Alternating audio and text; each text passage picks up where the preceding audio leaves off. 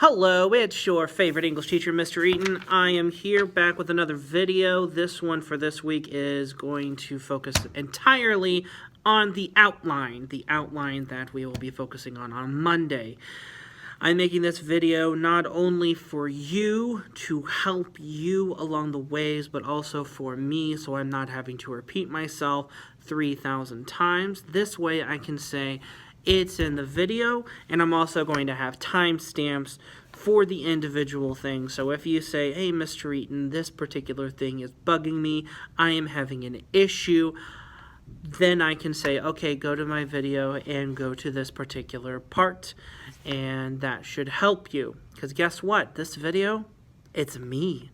So regardless if you prefer me and, in all my glory, or in this video, remember that I am always here with you to help. Let's get to it.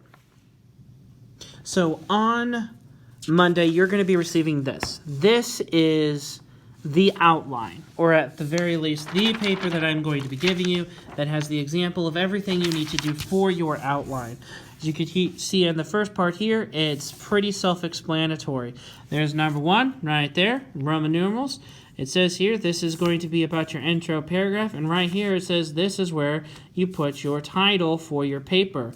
I would like you to put, you're not going to believe this, your title for your paper right there.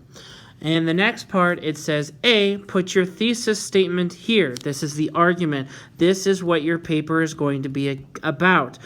For this particular paper, your thesis is mostly finished. And it's because it's going to look like this. This case compares and or contrasts to 12 Angry Men.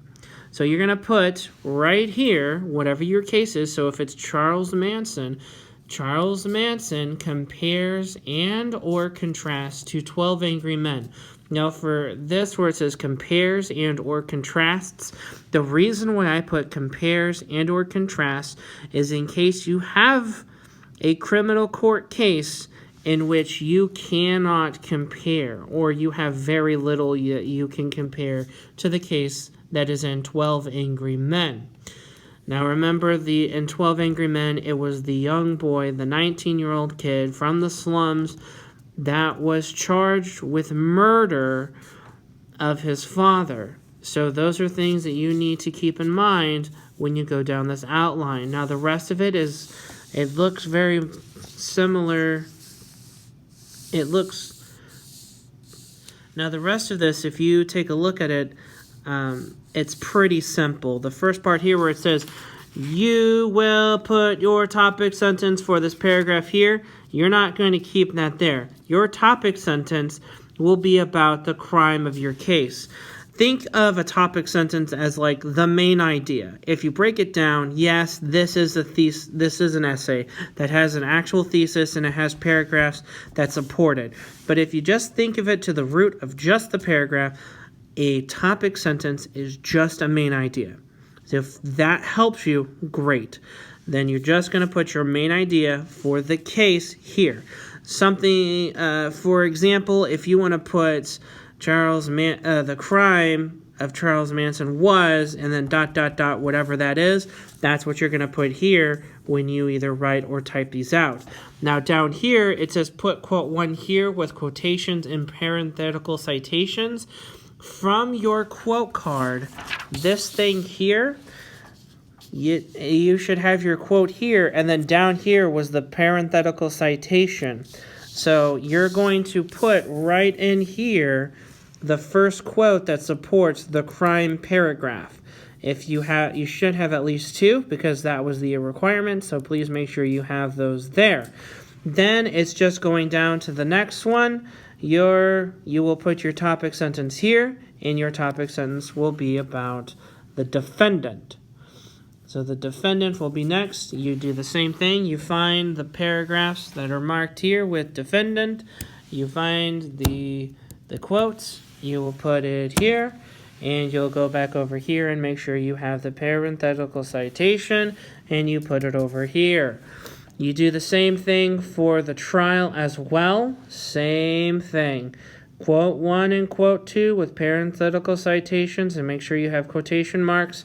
And then down here, you will put a topic sentence, this one about the verdict, with quote 1 and quote 2, both with parenthetical citations. Let's get to the back. This is where it's a bit different. Now, if you look at Roman numeral number 6 right here, you will put your topic sentence for this paragraph here, and your topic sentence will be about your topic that is being compared and or contrasted or both from 12 Angry Men.